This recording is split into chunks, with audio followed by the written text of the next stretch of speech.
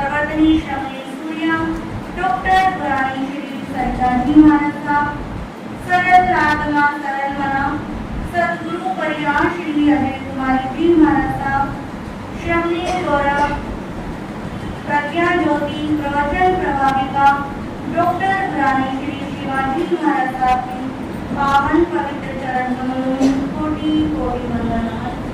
आज की प्रातःकालीन प्रवचन सभा में आप सबका हार्दिक स्वागत है, हार्दिक अभिनंदन है। गुरु कृपा से आपके समक्ष चर्चा प्रारंभ हुई तत्वों की। तत्व किसे कहते हैं? वस्तु के यथार्थ स्वरूप को तत्व कहते हैं। जो पूरी तरह रियल है, ट्रुथ है, वो ही क्या है? तत्व है। वो तत्व कितने हैं? 9 भी है, 7 भी है और उनमें 2 भी है। क्योंकि कहते हैं जब तक तत्वों के बारे में जानकारी नहीं होगी तब तक संसार के अंदर परिभ्रमण होता रहेगा। तत्वों को आपको स्वीकार करना ही करना होगा। इस जन्म में नहीं स्वीकारोगे, अगले जन्म में नहीं स्वीकारोगे। यदि संसार सागर से पार होना है तो इस रियल को क्या करना होगा? एक्सेप्ट करना ही करना होगा। जब तक रील में घूमते रहोगे तब तक जन्म मरण चलता रहेगा। तो वो 9 तत्व होते हैं। 9 तत्वों के अंदर पहला तत्व कौन सा है? जीव तत्व। जीव तत्व क्या कहता है? जो था है और जो रहेगा वो ही क्या है? जीव है। तो जीव के रूप में हम किसको मानते हैं? अपनी आत्मा को। यानी कि आत्मा क्या? जो अजर अमर और अविनाशी है, जिसका कभी विनाश नहीं होता, जिस पर कभी बुढ़ापा नहीं आता और जिसकी कभी मृत्यु नहीं होती। तो ऐसा तत्व कौन सा है? आत्मरूपी तत्व है। कल आपने सुना था कि इस आत्मा का स्वभाव क्या है? पूर्व गमन करना। क्या करना? पूर्व गमन करना, ऊपर की ओर जाना। तो ऊपर की ओर जाना आत्मा का स्वभाव है। फिर ये आत्मा निम्न गतियों के अंदर क्यों परिभ्रमण करती है? क्योंकि कर्मों से क्या हो जाती है? भारी हो जाती है। जब चीज भारी होती है तो कहाँ जाती है? नीचे की ओर जाती है। और हल्की चीज कहाँ जाती है? ऊपर की ओर जाती है। तो आज आगे ज्ञानी जन कहते हैं कि ये आत्मा कर्मों से भारी क्यों हो रही है? ये आत्मा कर्मों से भारी अपने विभाव के कारण हो रही है। क्योंकि आत्मा अलग है और कर्म अलग है। आत्मा अलग है और शरीर अलग है।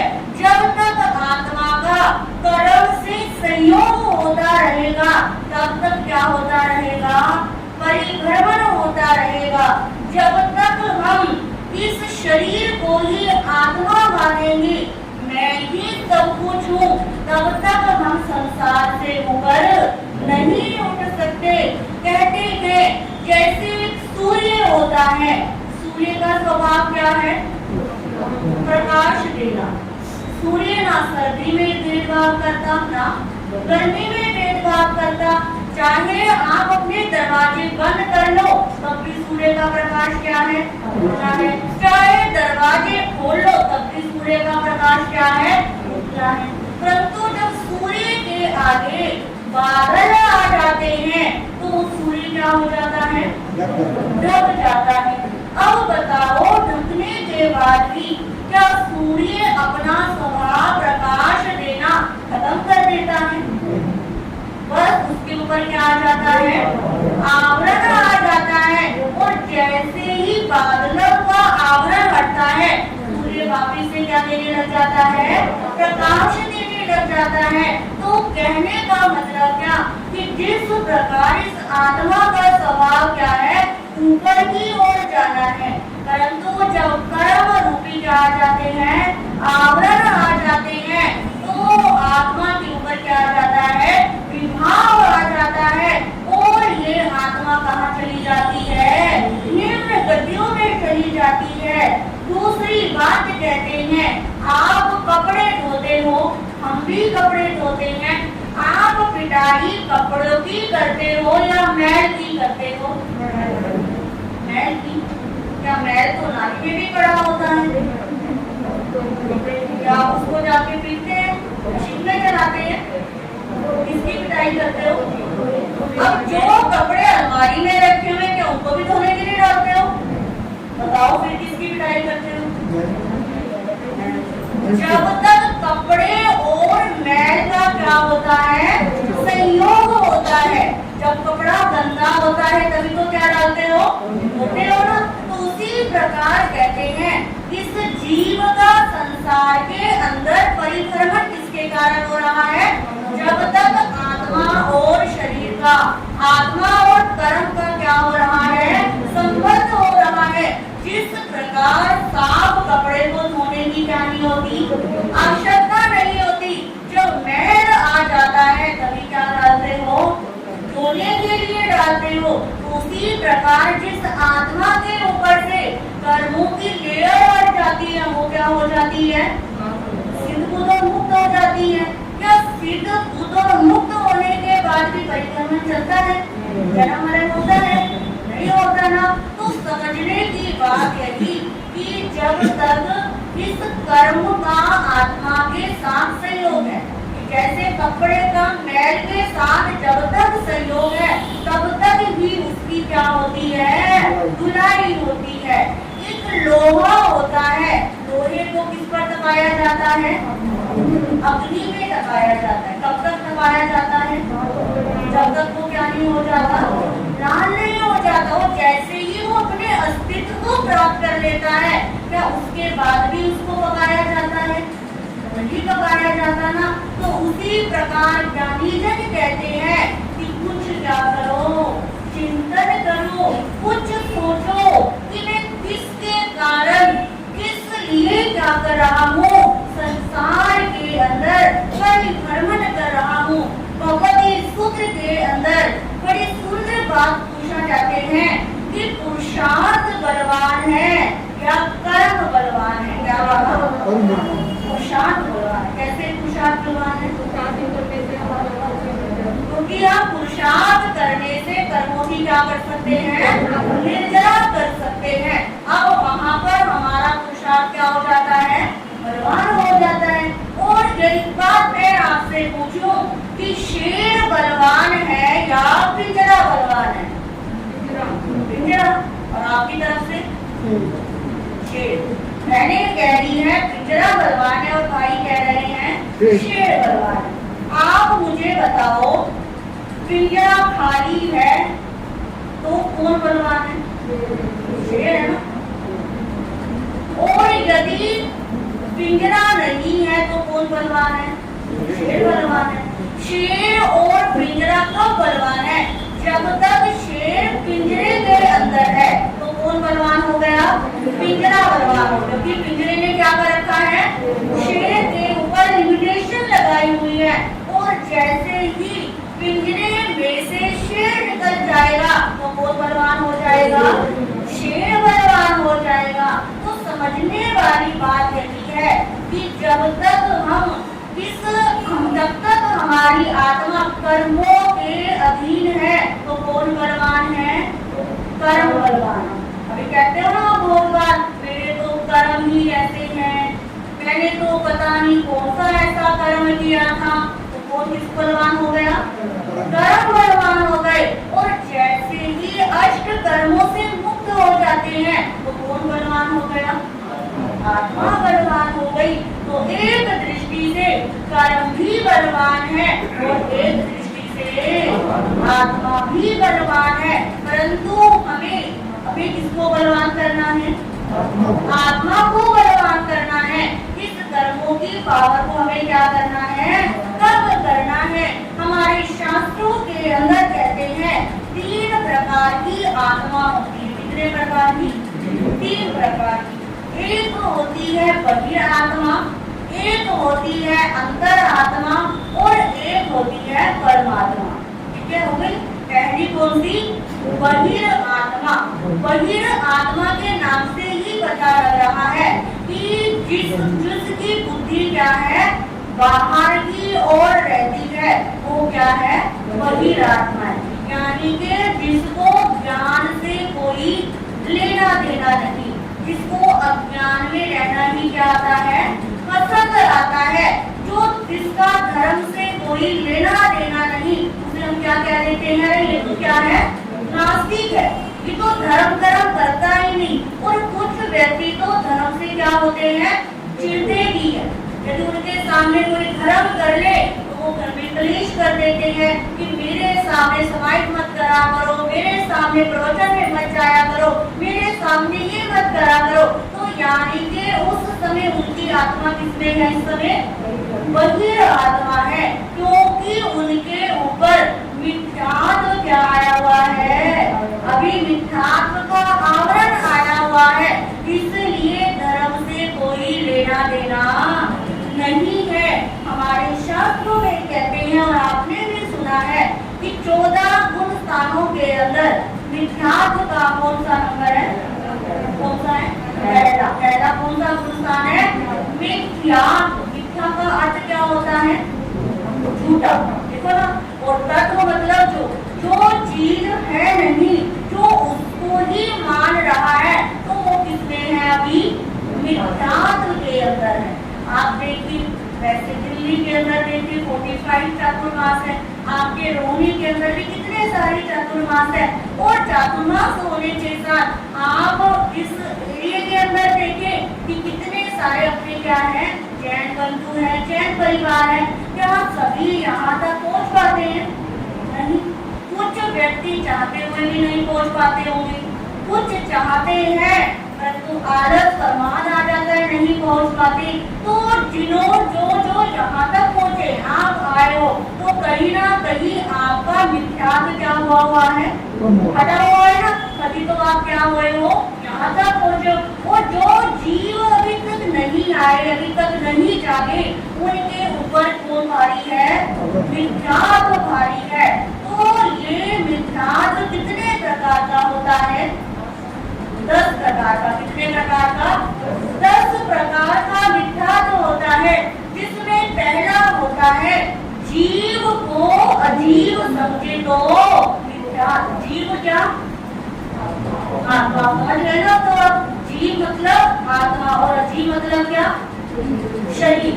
कि जो कुछ व्यक्ति होते हैं कि जो सिर्फ अपने जीव को अजीव, कि यानी कि आत्मा और शरीर दोनों क्या है? एक है। परंतु वो क्या मानता है कि मैं ही क्या हूँ? शरीर हूँ।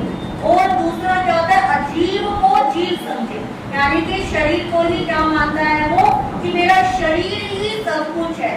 तो कहते हैं जब व्यक्ति जीव को अजीव समझता है तो उसकी क्या हो जाती है? 3 प्रकार के भाव आ जाते हैं, जिसके अंदर पहला भाव होता है ममत्व का भाव। किसका भाव? ममत्व का भाव। ममत्व यानी कि ये मेरा है और मैं इसका। क्या कहता है? ये मेरा है और मैं इसका। आप भी बहुत बार बोलते हैं मेरा परिवार है, परिवार का मैं सदस्य हूँ। परंतु जब हमारी मृत्यु होती है, क्या ये परिवार आपका रहता है? क्या ये ममता रहती है? सबसे पहले क्या खत्म होती है? ममता खत्म होती। यहाँ तक कहा जाता है कि जाने वाले जीव को क्या नहीं करना? ज्ञान भी नहीं करना। यदि ज्ञान कर रहे हो तो उसकी आत्मा को कष्ट होता है। आराध कर रहे हो तो आप आध्यात्म में चले जाते हो। अब आपका गति अलग है और जाने वाले जीव की गति अलग है। परंतु व्यक्ति क्या सोचता है? बस ये मेरे और मैं इनका हूँ। पूरे दिन क्या लगा रहता है? किसी उदेर गुण के अंदर लगा रहता है, किसी प्रयास में लगा रहता है कि कहीं मेरे अपने मुख से नाराज ना हो जाए। कहते हैं भगवान के रूठने का गुरु के रूठने का तो कोई क्या नहीं करते, आप जरा सा भी सोचते नहीं है।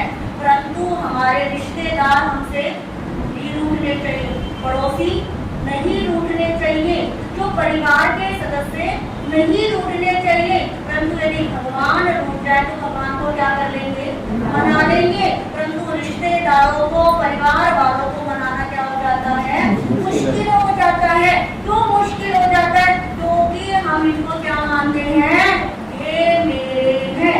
दूसरी बात कहते हैं, दूसरी भावना होती है कर्तृत्व की भावना, कि मैं ही करने वाला हूँ। क्या कहता है, मैं ही करने वाला हूँ। महाराज जी, यदि मैं घर में ना हूँ तो इस घर के अंदर लाइट भी ना जले। यदि मैं ना हूँ ना तो पता नहीं ये कैसे पड़े रहेंगे, ये तो सोकर भी नहीं उठेंगे। यदि प्रवचन में आने के लिए कहा है तो क्या कहते हैं महाराज जी, इतने सारे काम हैं कि मरने की भी क्या नहीं है, सब कहते हो ना कि महाराज जी बहुत बिजी चल रहे हैं अभी तो हम। परंतु जब मृत्यु आती है तो क्या वो कहते हो, अरे भाई रुक जा, मुझे ये काम करने हैं, अभी मुझे उसके लिए बना के रखना है, अभी मुझे उसका ये काम करना है, तब कहाँ से समय निकल जाता है। तो प्रभु कहते हैं कि ये सबसे बड़ा मिथ्यात्व है कि मैं ही करने वाला हूँ। दुनिया के अंदर कितने चले गए, हमसे पहले भी हमारी पीढ़ी के अंदर कितने व्यक्ति क्या हुए, चले गए। हमारे सामने भी कितने क्या हो रहे हैं, जा रहे हैं। और कितने व्यक्ति हमारे सामने जाएंगे। क्या किसी के जाने से कोई काम होता है? फिर हम क्यों कहते हैं कि मैं भी करने वाला हूँ? तो ये सबसे बड़ा क्या है, मिथ्यात्व है ना। तीसरी बात है, तीसरी बात कहते हैं भोगत्व की भावना। किसकी भावना, भोगत्व की भावना, कि मैं ही भोगने वाला हूँ। क्या कहते हैं, मैं ही भोगने वाला हूँ। हम किसको भोगते हैं, सुखों को। किसको भोगते हैं, सुखों को, कि ये सुख सिर्फ मुझे ही मिलने चाहिए। जो सुख सबको मिल जाए तो वो सुख क्या हो जाते हैं, कौन हो जाते हैं। यदि सबके घर के अंदर एक जैसा फर्नीचर, क्या आप कहीं देखो कि जैसी चीज आपके पास है वैसे ही किसी दूसरे के पास है, तो उसको आप क्या कर देते हो, हटा देते हो कि ये तो क्या हो गई, कॉमन हो गई। क्योंकि आप क्या करते हो, स्पेशल चीज चाहिए। क्या चाहिए, स्पेशल चीज चाहिए। आप कपड़े भी ऐसे ढूंढते हो जो क्या होने चाहिए, यूनिक होने चाहिए, देखने वाला कहे कहाँ से लेकर आए। तो को जरा पूछ लो कि बड़ा सुंदर पहना है, कहाँ से लेकर आए हो, तो क्या हो जाती है, बड़ी खुश हो जाती है। क्यों, क्योंकि किसकी भावना है, मैं ही सुख भोगने वाला हूँ। जैसा सुख मुझे मिल रहा है वैसा सुख किसी और को ना मिले। कि कहते हैं पानी की प्यास लगी तो सबको पानी पीना सबके लिए क्या है, कॉमन है। और यदि आपको पानी की प्यास लगी और आपके सामने नारियल पानी आ रहा है, जूस आ रहा है, कोल्ड ड्रिंक आ रहा है, तो आप क्या हो जाओगे, खुश हो जाओगे ना कि आपको क्या मिल गया, स्पेशल सुख मिल गया। तो ये भी सबसे बड़ा क्या होता है, मिथ्यात्व होता है कि बस मैं ही सुखों को क्या करने वाला हूँ, भोगने वाला हूँ। तो 10 प्रकार के मिथ्यात्व के अंदर पहला मिथ्यात्व होता है जीव को अजीव समझे, देखिए आत्मा को ही शरीर समझे, और दूसरा शरीर को ही अजीव को जीव समझे। कि आप शरीर को क्या समझ रहा है, आत्मा समझ रहा है। और तीसरा मिथ्यात्व होता है धर्म को अधर्म समझे। धर्म कौन सा, जो अभी आप सब क्या कर रहे हो, यहाँ पर बैठे हो, या आप जो भी अपने नित्य कर्म करते हो, समाई करते हो, दान करते हो, प्रवचन सुनते हो, माला करते हो, ये किसमें आती है, धर्म करने के अंदर। और जो व्यक्ति धर्म को अधर्म, अरे इसमें क्या पड़ा है, इनको करने से तो कुछ नहीं होता। अरे कुछ लोगों की श्रद्धा क्या हो जाती है, खुद की भी खराब होती है, दूसरों की भी क्या कर देते हैं, खराब कर देते हैं। चौथा क्या कहते हैं, अधर्म को धर्म समझे। कि जो रियल नहीं है, जिसको स्वयं ही किसी चीज की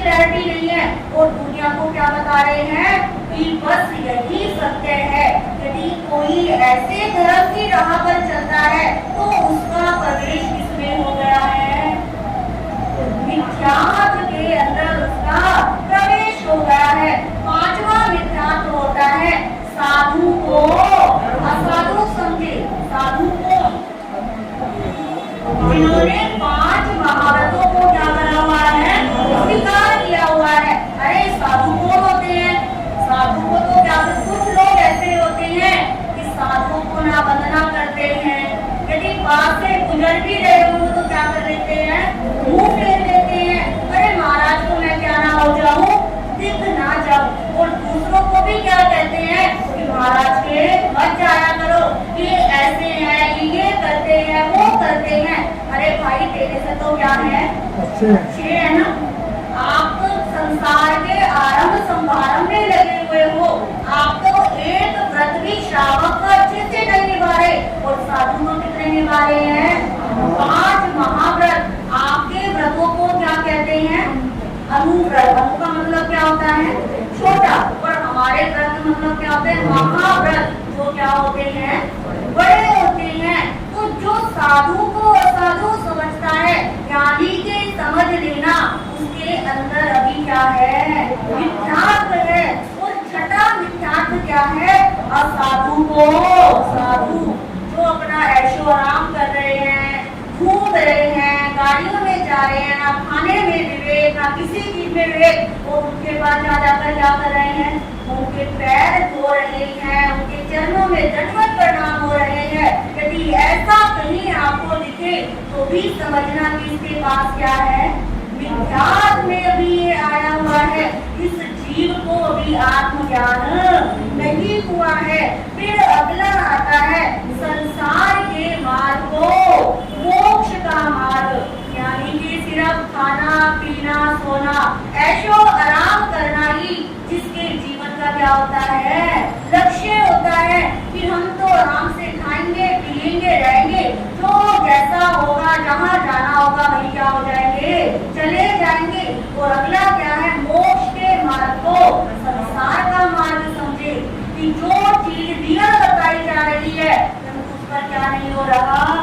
विश्वास नहीं हो रहा। फिर अगला कहते हैं मुक्त को अमुक्त समझे, वो क्या होता है? मिथ्या। और अमुक्त को मुक्त समझे। मुक्त किसे कहते हैं? जो क्या हो गए हैं? जन्म मरण से मुक्त, यानी कि जो हमारे अरिहंत परमात्मा है, जो हमारे सिर परमात्मा है, धर्म के ऊपर क्या नहीं है? श्रद्धा नहीं है। एक बार भी नकार मंत्र नहीं पढ़ता, एक बार भी चिंतन नहीं करता। और क्या कहता है? नकार मंत्र पढ़ते पढ़ते तो क्या हो गए? कितने वर्ष बीत गए, इस मंत्र में कुछ भी शक्ति नहीं है। तो प्रभु क्या कहते हैं कि ये 10 प्रकार के मिथ्यात्व के अंदर हमारी सबकी आत्मा क्या हुई है? डुबकियां लगा रही है। अब अपने आप खुद को चेक करो, क्या ये सब बातें आपके अंदर हैं? यदि अंश मात्र भी ऐसे विचार आते हैं तो उन विचारों को क्या करना है? दूर करना है। कभी किसी का सुन के, किसी का देखकर दूसरी तरफ जाने का विचार भी करता है तो उस समय अपने आप को क्या कर लेना है? पीछे की ओर करना है, और उस मिथ्यात्व से क्या करना है? दूर भागना है। क्योंकि जब तक मिथ्यात्व हावी रहता है तब तक हमारी आत्मा कौन सी आत्मा कहलाती है? बहिर आत्मा। और बहिर आत्मा का एक नाम होता है संसार आत्मा। कौन सी आत्मा? संसार आत्मा। कि संसार ही जिसे अपना लगता है, संसार में ही जो ये सोचता है कि मैं सदा सदा रहने वाला हूँ, मैं ही यहाँ पर रहूंगा, ऐसे व्यक्ति की आत्मा के लिए प्रभु क्या कहते हैं? ये कौन सी आत्मा है? बहिर आत्मा है। क्या आप इस आत्मा में रहना पसंद करोगे? अपने आप को क्या करोगे? इस बहिर आत्मा से हटाकर अंतर आत्मा की ओर जब हम लगाते हैं तो एक दिन क्या बन जाते हैं? परमात्मा बन जाते हैं। तो अंतर आत्मा हम कैसे बनते हैं? उन अंतर आत्मा बनने के ये आप आएंगे और आपको सुनने से पता लगेगा। तो आपने एक नाम सुना होगा हमारे जैन इतिहास के अंदर, मदालसा का नाम। किसका नाम? मदालसा का नाम सुना है, और उसकी स्टोरी भी सुनी होगी। कि सुनी है सबने के सुनाओ? नहीं सुनी। मदालसा क्या थी? एक बहुत सुंदर राजकुमारी थी, और उसकी राजकुमारी की एक शर्त थी कि उसी राजा से शादी करूंगी कि जो मेरी जितनी भी संतान होगी सब पर क्या होगा? मेरा ही अधिकार होगा। अब कहते हैं उसकी शर्त एक राजा ने सुनी, और वो कहता है ठीक है, मैं इस शर्त को क्या करता हूँ? स्वीकार करता हूँ। अब शादी हो गई। अब वो राजा कहता है देखो मदालसा, तुमने कहा था कि जितने भी संतान होगी तुम्हारा क्या होगा? हक होगा, परंतु मैं चाहता हूँ एक संतान पे हक इसका होना चाहिए, मेरा भी होना चाहिए। क्योंकि वो मदालसा कहती है जितनी भी संतान होगी मैं उन संतानों को धर्म की क्या दूंगी? संस्कार दूंगी, उनको मैं क्या बनाऊंगी? सन्यासी, साधु बनाऊंगी। अब वो कहता है देख, जितने मर्जी संतानों को तू क्या बना देना? सन्यासी बना देना, परंतु एक संतान मेरे लिए छोड़ देना, क्योंकि मैं राजा हूँ। अब मेरे बाद राजगद्दी कौन संभालेगा? अब समय आया, उस मदालसा ने 7 पुत्रों को क्या दे दिया? जन्म दे दिया। अब शर्त के अनुसार 6 पुत्रों को क्या दे रही है? धर्म के संस्कार। एक पुत्र को किसके संस्कार दे रही है? राज्य के संस्कार की, राज्य का पालन कैसे करना है, कैसे राज्य चलाना है। और 6 पुत्रों को सिखा रही है कि संयम का पालन करके अपने कर्मों से सदा सदा के लिए क्या हो जाना? मुक्त हो जाना। अब कहते हैं वो भी समय आया कि 6 पुत्र क्या बन गए? सन्यासी बन गए, और एक पुत्र क्या बन गया? राजा बन गया। अब मदालसा ने देखा कि मेरे 6 पुत्र क्या बन गए? सन्यासी बन गए, अब एक राजा बनेगा। अब उसने अपने एक जो राजा संतान थी उसको एक चिंता हरण मंत्र क्या दे दिया?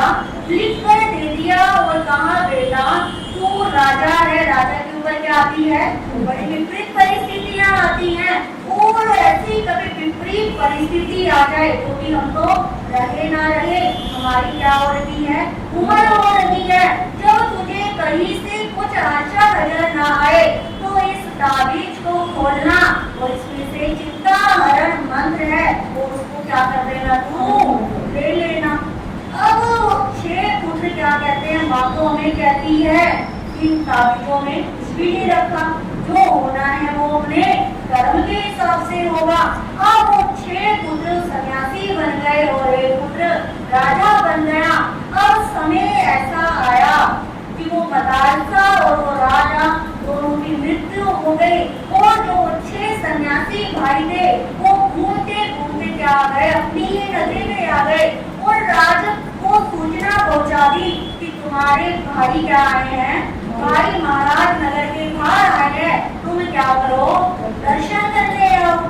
अब कहते हैं उन छठों ने 6 के 6 मिले हुए थे, एक योजना बनाई कि ये क्या, हम लोग सन्यासी जंगल भटक रहे हैं, कभी कुछ मिलता है कभी कुछ नहीं मिलता, और एक हमारा भाई जो कहाँ रह रहा है? राजमहलों में, किसी प्रकार के सुखों की कमी नहीं। ये माँ ने हमारे साथ क्या किया है? पक्षपात किया है। और कहते हैं आने दे उसको, कहते हैं तू क्या बन? सन्यासी बन, हम क्या बनेंगे? राजा बनेंगे, हम राजमहलों में रहेंगे। और राजा जो भाई था वो तो क्या आया? बड़े शुद्ध भावों के साथ आया कि मेरे 6 भाई मेरी नगरी में बताए हैं, अब मैं उनका क्या करूँगा? स्वागत करूँगा। परंतु उनकी तो क्या हुई है? बुद्धि ही उल्टी हुई है। अब वो कहते हैं जैसे ही राजा पहुंचा और कैसे ही चरणों में झुका, एकदम से कहता है ढोंग करने की जरूरत नहीं है, हम तुझे एक रात्रि का समय देते हैं, कल सुबह आ जाना, तू क्या बनेगा? साधु बनेगा, और हम कहाँ रहेंगे? राजमहलों में। अब वो राजा अपने महलों में वापिस आया, वो एकदम से कह दे इतनी बड़ी मुसीबत है, कितनी बड़ी टेंशन है। अब उसको नींद आ रही, ना कुछ अच्छा लग रहा, दिन भर टेंशन, रात भी हो गई। जब हम टेंशन में होते हैं तो हमारा हाथ हमारे सिर में रहता है, कुछ समझ आ जाए। अब कहते हैं चिंता करते करते उसका हाथ गया अपने गले के ऊपर। गले में क्या पहना हुआ था?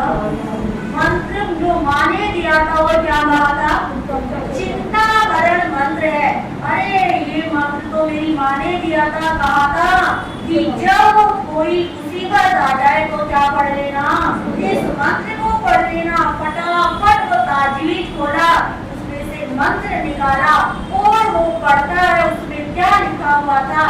सिद्धोसी बुद्धोसी निरंजनोसी, सिद्धोसी बुद्धोसी निरंजनोसी, संसार माया परितयोसी, उत्तिष्ठ पुत्र वदार्थावाच, उत्तिष्ठ पुत्र तजमोह निद्रा मदानसा उवाच। उसमें लिखा हुआ था कि हे पुत्र तू सिद्ध है। क्या लिखा हुआ था? तू सिद्ध है, तू बुद्ध है और तू ही क्या है? निरंजन है। ये संसार की जो सारी क्या है? एक माया है और ये माया एक दिन क्या है? जाने वाली है। तू मदानसा का पुत्र है, तुझे घबराने की चिंता नहीं है। तू सारी संसार माया का क्या कर दे? त्याग कर दे और किसके मार्ग पर बढ़ जा? संन्यास के मार्ग पर बढ़ जा। देखो एक तरफ तो माँ ने उन को क्या दिए? धर्म के संस्कार दिए, संयम के संस्कार दिए और इधर राजा बनाकर भी इस पुत्र को क्या दिया? धर्म के संस्कार दे दिए और लिख दिया कि जीवन के अंदर घबराने की आवश्यकता नहीं है। तुझे तो क्या होना है? सिद्ध बुद्ध मुक्त होना है। मुक्त होने के लिए संसार माया को क्या करना होगा? त्यागना होगा। बड़ा खुश हो गया। भाइयों ने तो कहा था कल सुबह आना।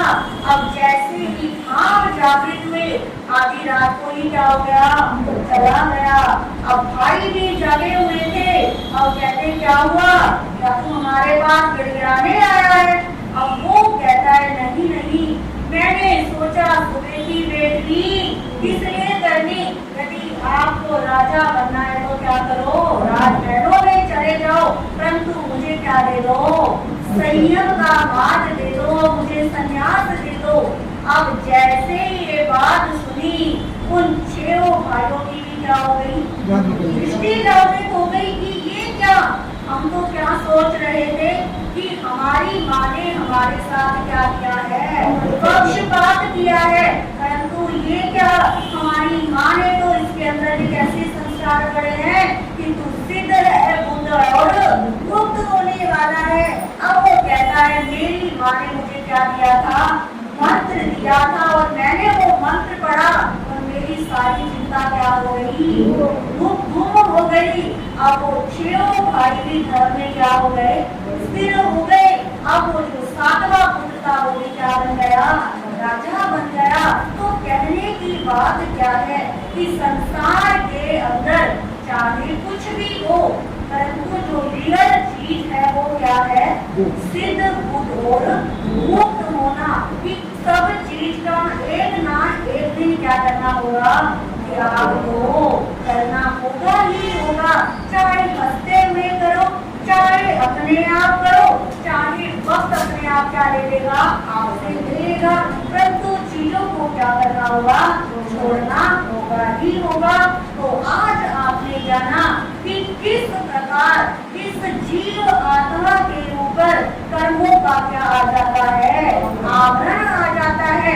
और आवरण आने के बाद ये आत्मा मिथ्यात्व के घेरे में आ जाती है। और जब तक मिथ्यात्व बाकी रहता है तब तक धर्म से कुछ लेना देना नहीं होता। तो अपने आप को चेक करो, अपनी आत्मा को बहिर आत्मा से निकालकर, संसार आत्मा से निकालकर अंतर आत्मा की ओर ले जाने का क्या करो? प्रयास करो।